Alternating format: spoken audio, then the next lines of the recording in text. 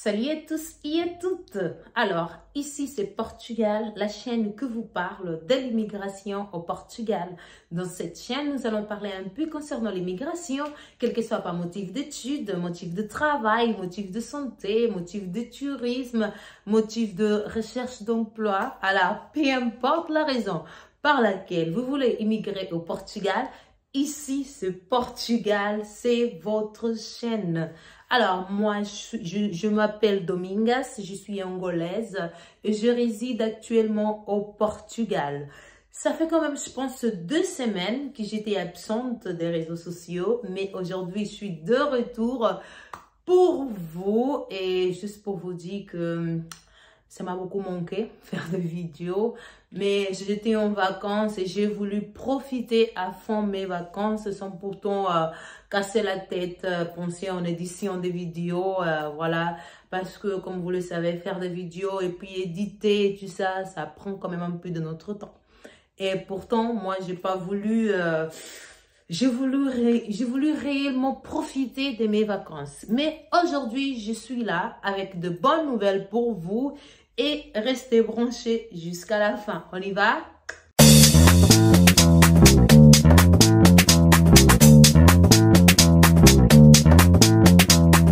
Alors, dans la vidéo d'aujourd'hui, je vais vous parler un peu concernant le visa de recherche d'emploi. Oui, après que j'avais fait quelques publications concernant des vidéos, tout ça, de ce nouveau visa, beaucoup de gens m'ont écrit, quel que soit par Instagram, quel que soit par Gmail.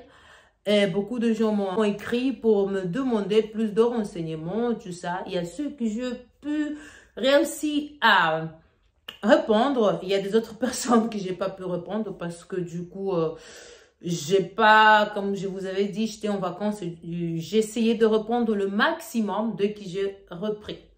Donc, dans la vidéo d'aujourd'hui, je vais vous parler un peu, comme vous rappelez dans la première vidéo, quand j'ai parlé de la bonne nouvelle, là, j'ai parlé de ce nouveau visa, qui c'est le visa de recherche d'emploi. D'accord? Donc, l'information que je vous avais transmise, c'est que après la promulgation de ces visas, il allait entrer en vigueur. En fait, c'était ça l'information que j'ai eue quand j'ai fait mes recherches au niveau des sites officiels. Mais après, je remarquais quelques de mes abonnés ont essayé de contacter l'ambassade. L'ambassade leur disait que non, on n'a pas encore cette information, tout ça. Mais moi, j'ai essayé de leur calmer pour leur dire, écoutez, ça, c'est une info qui a été bien publiée, tout ça. Mais hier, le 25 août, cette nouvelle loi a été publiée. Cette nouvelle loi a été publiée. Et du coup, après, vous allez voir avec vos yeux, là où est-ce qu'il a été publié. Je vais vous montrer ici dans cette vidéo. D'accord? Donc, juste pour vous dire que ce visa, il est destiné à tout le monde. Peu importe là où vous êtes, si vous êtes déjà en Europe, si vous êtes en Asie, si vous êtes en Amérique, peu importe le pays, si vous êtes en Afrique, peu importe là où vous êtes éligible à appliquer pour ce type de visa. D'accord? Point barre. Tout le monde, tous les citoyens est éligible à appliquer pour ce type de visa. On y va? Donc là, nous sommes en présence de la loi, de la nouvelle loi qui a été publiée déjà le 25 août dès 2022 par l'Assemblée de la République, donc a été publiée dans le Diario da República, Primera série. Alors, ça, c'est ici où nous allons trouver la loi pour le visa de recherche d'emploi. En fait, ça c'est la loi, voilà, je vais dire ici, c'est un résumé. Il dit changement du régime juridique d'entrée, permanence, sortie et éloignement des étrangères du territoire national. Donc, il a dit que cette altération du régime juridique d'entrée, permanence, sortie et éloignement des étrangères du territoire national, voilà, selon la ligne C du article 161 de la Constitution. D'accord? On a ici l'article 1, l'objet. Voilà, cette loi, elle permet de créer des conditions pour l'implémentation des accords concernant les mobilités aussi, qui a été voté auprès des de la dernière réunion qui a été signée à Luanda. Et cette loi aussi, elle permet aussi de, voilà, l'altération ou bien de changement des autres lois. Voilà, ici, ce sont les lois qui ont été changées. Pour nous, ce qui nous intéresse, comme vous le voyez ici, ce sont 36 pages. Voilà. Ce qui nous intéresse de plus, c'est l'article 57 de cette nouvelle loi, car c'est l'article que parle concernant le visa de recherche d'emploi. Donc, nous allons passer ici. Tout ce que vous êtes en train de voir ici, ça, c'est les changements. D'accord? Les changements qui a été fait au niveau de la loi. Donc, c'est-à-dire, celui-là, 1, 2, 3, c'est-à-dire n'a pas été touché, donc, c'est-à-dire demeure le même. Tout ce qui est là, c'est ce qui a été changé, bien ce qui a été modifié. Et nous allons descendre toujours vers euh, hmm, toujours vers le visa. On va continuer ici, j'ai pas encore vu. Ça, ce sont les autres changements, voilà, qui a été fait au niveau de ces articles. Et nous allons descendre plus en bas. D'accord. Plus en bas, on va trouver déjà la loi, elle, toute, c'est-à-dire toute compacte, disons, avec les changements qui a été fait. Ça, ce sont les changements qui a été fait. On va descendre. Poum, poum, poum. Alors, est-ce que ça commence ici toujours? C'est les changements. Changements. Voilà, notre article, c'est celui-là. Visa de recherche d'emploi, c'est l'article 57. C'est le nouveau visa qui a été instauré. Ça, c'est le nouveau visa. On a aussi l'article 52A. C'est le visa aussi qui a été instauré pour les pays de langue officielle portugaise, pour les pays de la communauté, disons, pour la CPLP. Et dernièrement, l'un des abonnés a écrit et il a énoncé que ce visa de recherche d'emploi est adressé seulement à aux personnes, qui viennent de pays de communauté de langue officielle portugaise. Mais selon la loi, ce n'est pas le cas. Comme vous voyez ici dans l'article 57A, il dit que le titulaire, c'est-à-dire que ce visa, il peut être conçu au titulaire d'où leur entrée et permanence dans le territoire national va en accord avec la finalité des recherches d'emploi va en accord avec les critères prévus sur l'article 52. Il dit ici sur l'article 52, les critères, il ne dit pas sur l'article 52A. C'est différent, ces deux articles. Ça, c'est 52A. C'est le nouveau article, c'est-à-dire le nouveau qui a été instauré. D'accord?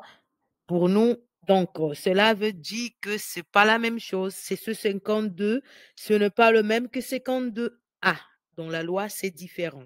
D'accord? Ça, ce sont les autres articles qui ont été énoncés aussi. Et on voit aussi ici l'article 87A. Ça, c'est aussi l'autorisation de résidence pour les pays de la communauté des langues portugaises. Tout ça a été échangé. Et comme vous voyez ici, ils ont dit ici qu'il entrait en vigueur de cette loi, c'est le lendemain de sa publication. C'est-à-dire, on est dans la page 25 pour que je ne me perds pas. C'est-à-dire, une fois que la loi a déjà été publiée, c'est-à-dire maintenant que tous les ambassades partout, ils ont ça parce que c'est ici, on travaille avec la loi, on travaille avec les articles. Si cette loi a été publiée le 25 août, c'est-à-dire qu'aujourd'hui, le 26 août, cette loi doit être entrée en vigueur. C'est-à-dire, vous pouvez même à partir d'aujourd'hui, mais bien sûr, car c'est déjà la nuit, aller faire la demande de visa de recherche d'emploi. D'accord? Donc, on va continuer. On était en 20 et quelques. Je oubliais, je me rappelle plus. Alors, voilà, c'est ici. Comme vous voyez ici, cette loi a été approuvée le 21 juillet et le président de la République a promulgué le 4 août, d'accord? Et le président, et il a publié aussi dans le site de la présidence le 5 août. Et maintenant, cette loi aujourd'hui, ou bien le 25 août, a été publiée en forme, disons, physique, disons, en papier, instauré déjà dans la loi, dans le Diario da Repubblica. Maintenant, comme vous voyez ici dans cette page, c'est toute la loi déjà modifiée, c'est-à-dire toute la loi, c'est-à-dire même les nouvelles visas, les nouvelles modifications qui ont été faites, tout autre article qui ont été ajoutés, on peut trouver ici. D'accord? Ça c'est la loi pour l'immigration, comme vous avez dit, pour l'entrée, sortie, permanence et éloignement du territoire portugais. Donc maintenant, on va aller directement à ce qui nous concerne, ce que l'article 57. D'accord? On va ici, article 57. Où nous sommes, article 57, 30, 31, 31A. Il y a quand même beaucoup des articles, tout ça, ça a à voir avec les migrants, d'accord? Un jour après, je veux parler avec des autres articles. On est ici, non? Ça, c'est 51. OK, on est presque, voilà, on est 57. 57, où es-tu? 57, je te cherche. 57A.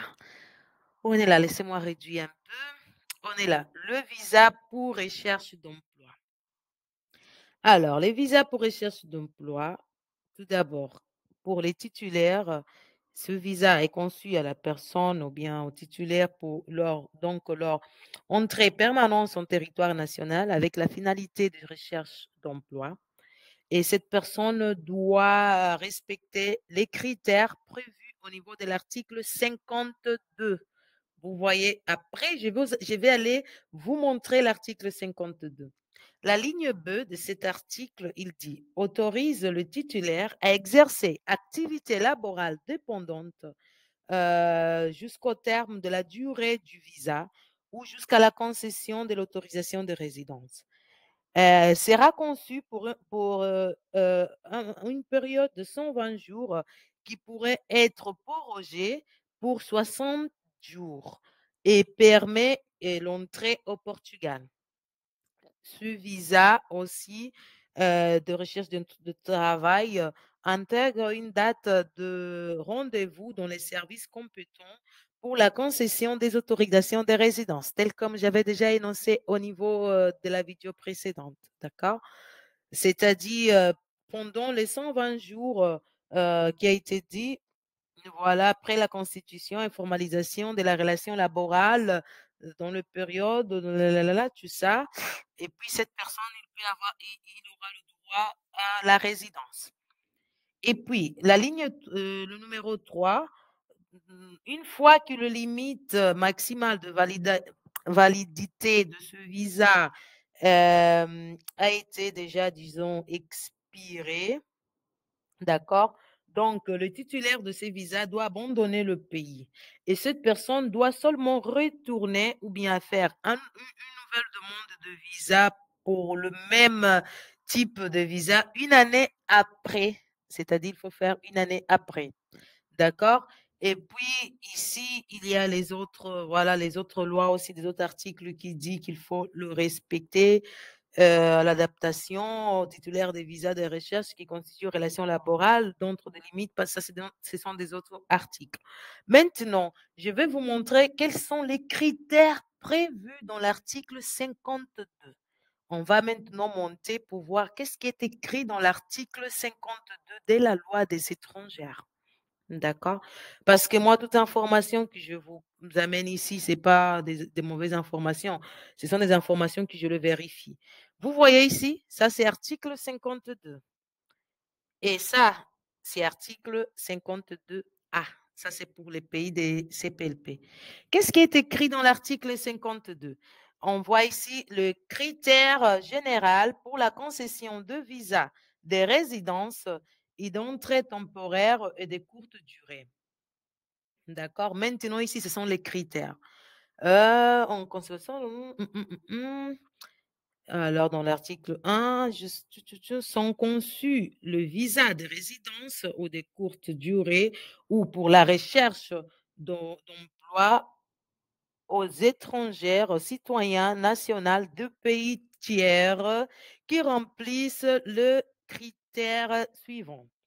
Ligne A, qui n'est pas, en fait, cette personne n'a jamais été éloignée ou bien cette personne ne se trouve pas dans une période subconsciente, je ne sais pas comment on dit, d'interdiction d'entrée et permanence en territoire national. Je m'explique que la personne ne doit pas, c'est-à-dire avoir un problème qui lui a fait ici au Portugal et puis on lui a déporté dans leur pays et puis cette personne, donc ce visa cette personne ne pourra pas avoir ce visa-là. Et aussi, comprendre cette personne n'ait pas été soumise à une prohibition d'entrée et permanence dans l'Union européenne, c'est-à-dire pas seulement au Portugal, dans l'Union européenne, dans le système, voilà, dans les SIS, d'accord? La ligne C, que cette personne n'a pas effet de c'est-à-dire que cette personne n'a pas eu de problème avec CEF, c'est-à-dire CEF lui a refusé l'entrée et permanence dans le territoire portugais. La ligne D, cette personne doit disposer des moyens de subsistance qui a été déjà définie, tel comme je vous avais dit l'autre jour. La ligne E, cette personne doit disposer d'un document de voyage valable. La ligne F, cette personne doit disposer d'une assurance de voyage. Et cette personne doit disposer d'une autorisation parentale. Ça c'est si la personne, c'est un mineur. Donc, ça, ce sont les conditions pour la demande de visa. Ça, c'est pour tout le type de visa, pas seulement pour le visa de travail, de recherche d'emploi. Donc, c'est pour cela qu'il a été écrit que la personne doit premièrement accomplir tous ces critères. D'accord? Donc, ici, dans la ligne, dans le numéro 2, pour la concession des visas, les visas des stadies, comment on appelle ça, entrée temporaire, visa de recherche d'emploi et visa de courte durée, est aussi exiger un titre de transport un titre de transport, disons, qui assure, je sais pas comment on appelle ça, un titre de transport qui assure le retour. Voilà, c'est-à-dire, voilà, c'est ce qui assure le retour de cette personne. D'accord? Donc, c'est pour cela il faut avoir un billet aller-retour. D'accord? Et aussi récuser ou bien et aussi refuser, voilà, le visa de résidence ou bien des, voilà, d'entrée temporaire, tout ça, aux personnes ou bien aux nationales des États tiers qui ont été condamnés pour un crime en Portugal, qui ont été criminés pour un crime, et ce crime-là en Portugal soit puni avec une peine privative de liberté de duration supérieure à une année ou bien même si cette personne n'a pas pu accomplir tout, mais c'est-à-dire si vous avez été déjà emprisonné, cette personne sera vue refuser le visa, d'accord? Et aussi refuser le visa à nationaux des pays tiers qui constituent un danger ou menace pour l'ordre public, sécurité et défense nationale et santé publique portugaise. D'accord, ça aussi. Dans le 5, toujours que la concession du visa soit refusée à travers de ce qui a été prévu dans la ligne B et la ligne C. La ligne B, c'est lui-là, et la ligne C, c'est qui a été énoncé. C'est-à-dire la personne est informée de la possibilité de solliciter et de rectifier les données, voilà, qui sont, disons, erronées. Comme on avait déjà vu la ligne B, la ligne C parle souvent sur l'interdiction d'entrée, d'accord? Et le sixième,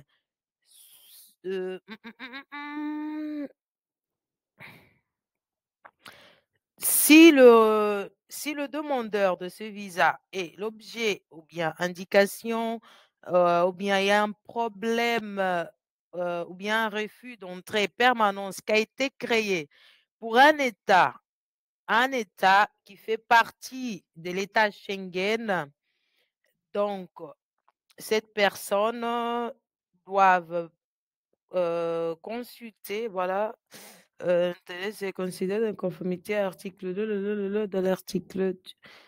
Ça, c'est plutôt pour des personnes qui ont été déjà, qui ont eu un problème, c'est-à-dire refuser l'entrée et permanence dans un État Schengen ou bien un État de l'Union européenne. Voilà, il y a un autre article qu'il faut voir selon l'article 27 du règlement, tout ça, et l'article. Donc, ça, ce sont des articles de loi qu'il faut aller regarder. Et ce n'est pas dans notre cas.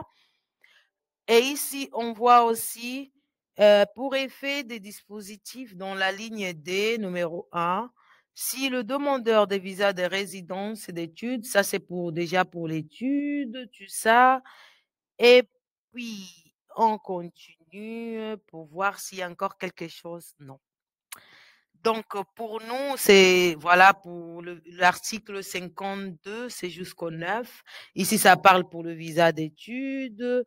Ici, voilà, le visa d'études, activité d'investigation.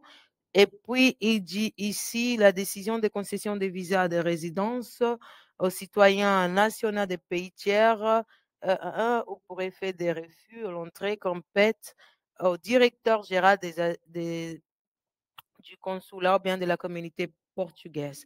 Disons, c'est que la décision de la concession de visa de résidence ou bien voilà, d'entrée temporaire à citoyens nationaux des pays tiers est dans la responsabilité voilà, du directeur national, disons, du consul. D'accord? Voilà, c'est ça. Ça, c'est l'article 52. D'accord? Et ici, c'est l'article 52A, on appelle ça 52A, conditions spéciaux des concessions de visa à citoyens nationaux des États membres de la communauté des pays de langue portugaise. Voilà, je pense bien qu'il s'est abonné, s'était trompé l'autre jour, il a pensé que c'était ça, mais c'est différent dans la loi, ce sont deux choses différentes, d'accord? Donc, ça, ce sont les critères que la personne, le demandeur, doit avoir pour pouvoir être éligible à la demande de visa au niveau de notre article 57A.